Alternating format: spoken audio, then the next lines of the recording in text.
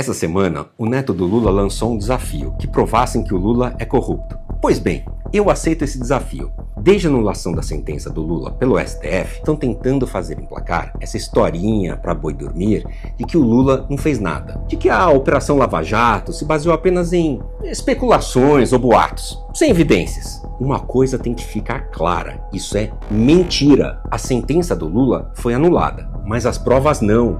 Então, vamos às provas. Prova número 1. O Ministério Público Federal apresentou fotos que mostram o presidente Lula em companhia do ex-dirigente da OAS, Léo Pinheiro, desfrutando do sítio em Atibaia. Prova número 2. Tem também as famosas fotos dos pedalinhos no sítio em Atibaia. Elas evidenciam que o local era usado pela família Lula, inclusive pelos netos, como uma extensão de suas propriedades. Prova número 3. Relatórios de segurança presidencial corroboram a utilização do sítio por Lula, demonstrando que ele o tratava como propriedade própria. Prova número 4. O próprio Lula e a Marisa declararam o triplex no imposto de renda por 6 anos consecutivos. Prova número 5. Testemunhos como a do zelador do triplex, que viu a presença frequente do Lula e Marisa no condomínio. São peças importantes que corroboram a ligação direta do casal com o imóvel. Prova número 6. Documentos, como o contrato de compra e venda do apartamento, são elementos concretos. Prova número 7. Gravações telefônicas, como aquela em que Lula e Eduardo Paes discutem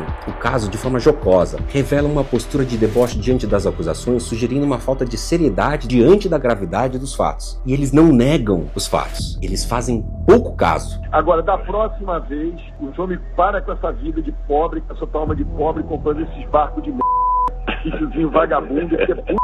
Eu sou uma alma de pobre. Prova número 8. Depoimentos e delações premiadas de membros do alto escalão do PT corroboram a participação de Lula em esquemas de corrupção, lançando luz sobre práticas ilícitas que permearam os governos do PT. Prova número 9. A colaboração de empresas como a Odebrecht e a JBS, que detalharam esquemas de pagamento de propinas e favorecimento a políticos, incluindo o Lula em diversas ocasiões. Prova número 10. Relatórios de órgãos de controle como o TCU, Tribunal de Contas da União, que apontaram irregularidades em contratos e licitações durante o governo Lula. Prova número 11. Sentenças e decisões judiciais de diferentes instâncias que ratificaram a culpabilidade de Lula em diversos casos de corrupção, demonstrando a consistência das acusações e das evidências. Lula foi condenado por diversos crimes ao longo dos processos judiciais em que ele esteve envolvido. Eles são corrupção passiva, lavagem de dinheiro, obstrução da justiça e recebimento de vantagens indevidas. Então vamos falar da reversão da condenação pela STF? O STF falou que as provas foram obtidas de forma ilegal? Não.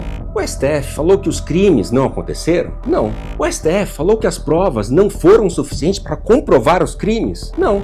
Ou seja, tudo o que eu falei até agora nesse vídeo continua sendo verdade. O que a STF fez de forma absolutamente arbitrária, sem embasamento jurídico algum, foi falar que Lula é especial, que ele não pode ser julgado por qualquer um, está acima da lei. A anulação da condenação de Lula baseou-se na argumentação de que a vara responsável pela sentença, a 13ª Vara Federal de Curitiba, não tinha competência para julgar os casos relacionados ao presidente. Essa decisão gerou uma insegurança jurídica enorme, porque a competência é justamente a primeira coisa que qualquer processo no Brasil avalia. É uma questão básica do direito. Ao reverter isso, o STF abriu a porta para precedentes que questionam a validade de processos conduzidos por qualquer instância jurídica no Brasil, afetando não apenas o caso do Lula, mas também outros processos da Lava Jato e do sistema judiciário como um todo. A decisão de anular a condenação de Lula também levantou críticas em relação ao uso do foro privilegiado. Ao alegar a incompetência da Vara de Curitiba, a decisão acabou sendo interpretada como uma forma de falar que o Lula tinha foro privilegiado, embora fosse, perante a lei, naquele momento,